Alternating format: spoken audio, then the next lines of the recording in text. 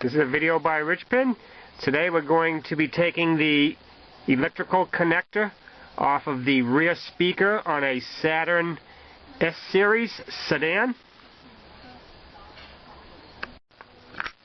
To help remove that electrical connector from the speaker, take a piece of wire, bend it into a little hook like this, and you can use this as your tool to remove that speaker connector.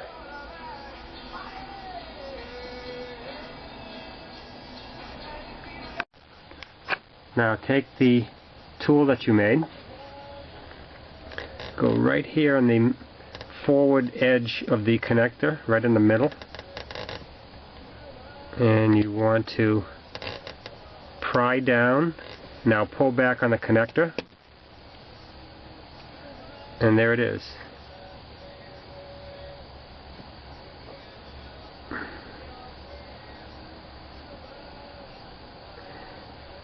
And that's all it takes to removing the electrical connector on your Saturn S-Series speaker.